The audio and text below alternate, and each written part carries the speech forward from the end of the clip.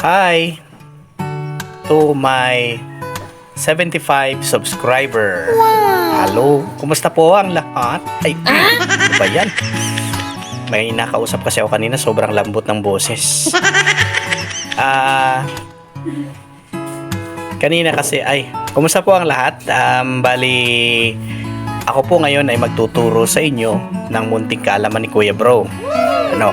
Pero bago yan, shout out muna po sa inyong lahat.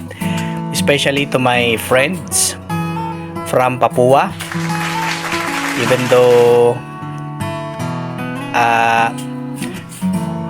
I know it's hard to understand the Tagalog, pero alam kong ang iba ay naiintindihan nyo. Brother Gilmore, thank you for subscribing.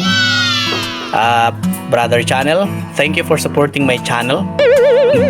Hindi po, channel po kasi ang pangalan niya, si Brother Channel from Papua. Okay, nagkataon na channel din ang pangalan ng ating channel. Anyway, welcome to my vlog.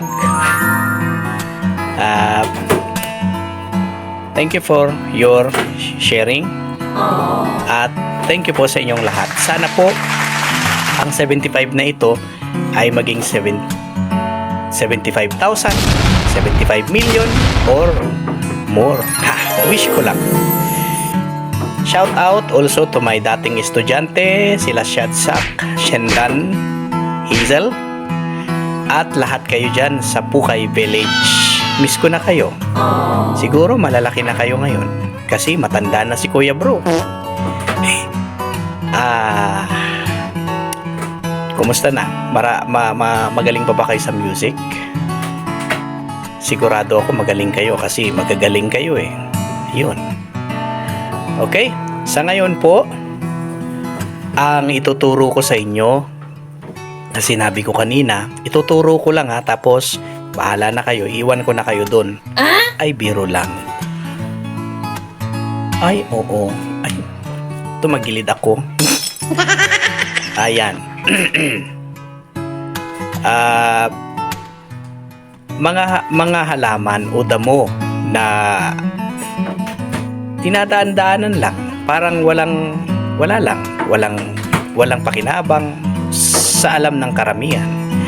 Pero hindi nyo ba alam na lahat o karamihan sa mga damo o halamang tinadaanan natin kung saan-saan lang ay may malaki palang maidudulot sa katawan at kalusugan ng tao? Gusto nyo bang alamin? Katulad ng isang halimbawa.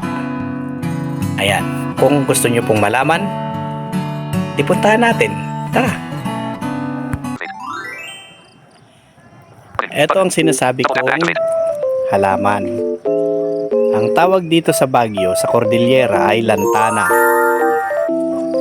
Namumulaklak ito sa lahat ng panahon. Ito, maraming hindi po nakakaalam dito. Pero ang halamang ito ay mabisang gamot o lunas sa mga may lagnat at trangkaso. Anong gagawin? Kumuha kayo ng tangkay nito, yung sariwa, at pakuluan at inumin ang tubig na pinakuluan nito. Mabisa po itong lunas sa lagnat. At hindi lang lagnat, maganda rin ito sa mga bagong panganak at sa sugat. Punong-puno rin po ito ng vitamina at sustansyang kailangan ng katawan. Yun, sa mga hindi po maniwala sa akin, okay lang. Pero kapag naniwala po kayo at gawin nyo ito, makakatipid kayo ng gamot. Kasi alam nyo, itong halaman na ito, ginawa ng Diyos para mapakinabangan ng tao. Okay? Yan po ang munting kaalaman ni Kuya Bro. Hanggang dyan muna tayo, ha?